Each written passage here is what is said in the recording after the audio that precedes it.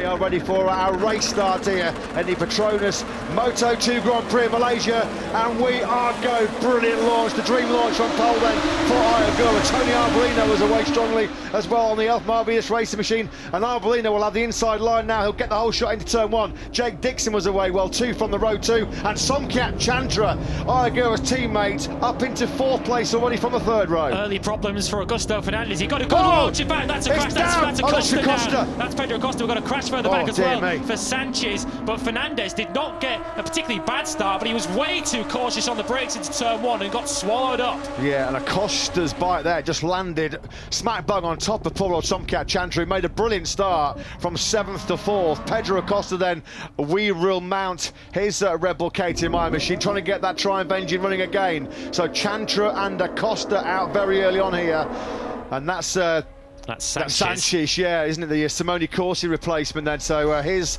Moto2 World Championship debut doesn't even get past turn number 2. Arbolino, though, it is that leads, escaping all the drama at the front of this Malaysian Grand Prix. So Zacconi also down on the first lap, so you'd imagine he got connected with Sanchez somewhere on that first lap. So it's Arbolino, Agura, and then Lopez. Lopez has come stealing through from 10th on the grid, dodging all the chaos as Gonzalez tries to take 4th from Jake Dixon. Then it's Augusto Fernandez behind them in 6th. That chaos between the teammates of the two title contenders, Chandra and Acosta, has kind of let Fernandez off the hook a little bit. He's still where he started in 6th, but he was a lot lower than that when they rounded turn 1. You've got to say, having dropped down positions off the line from 6th place, he was pretty fortunate not to get caught up in that early melee here in Malaysia.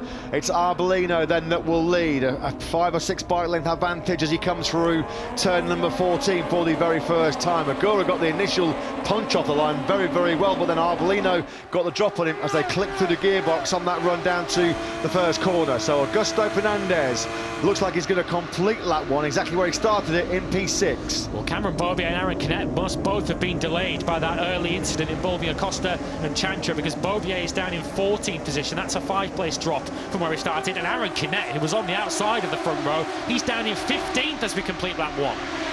Yeah, it's a very tight squeeze into that second corner when you're trying to slot 29 bikes into such a small piece of tarmac. It can happen, that early drama, and it did for Chandra and Acosta. At the end of lap 1 then, Tony Arbolino was superb. He was nearly 6/10 clear of world champion-elect Ayagura. There's been a jump start for Borja Gomez. That means that he'll face a double long lap penalty. So the two replacement riders who Simon Crafar spoke to on the grid, fair to say they've had an eventful start, an eventful introduction to world championship level. So the battle continues between Dixon and Gonzalez. Here's a look then as they come through turn 1, looking 4th and 5th here as Chandra makes contact with the back of Dixon, and then on the outside you can see Canet having to go around the outside and Acosta taken down, and then Zacconi and Sanchez tangling further back.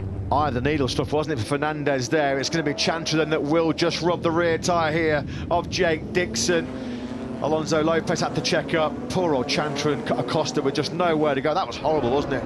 Acosta's bike landing squarely on the back here of Somkat Chandra. Canet was really fortunate there to stay upright as well, wasn't he? Horrible as Chandra gets pinned to the tarmac by both Acosta and his motorcycle. Arbolino then now is starting to stretch his early advantage here over Agura. He was strong in the first sector, Arbolino, established a lead of just over 7/10 of a second, but Agura is equally strong back again in sector 2. He's nicked a couple of tenths back. Yeah, that completes Chandra's miserable weekend, because he was feeling a little under the weather on Friday as well. He went back to the hotel when we had the red flag stoppage during free practice 2 due to an upset stomach, and it's not got any better for him on race day either. So the teammate to the two title contenders are out of the Grand Prix, Acosta and Chandra, as we watch Ayagura. If he finishes where he is at the moment in 2nd place, it doesn't matter where Fernandez is in terms of winning the championship today. It would go on to Valencia in 2 weeks' time, but Fernandez needs to get a move on here. He's in 6th position at the moment. He's already over 2 seconds off the lead. He needs to make fist-past work of Dixon and Gonzalez up ahead of him.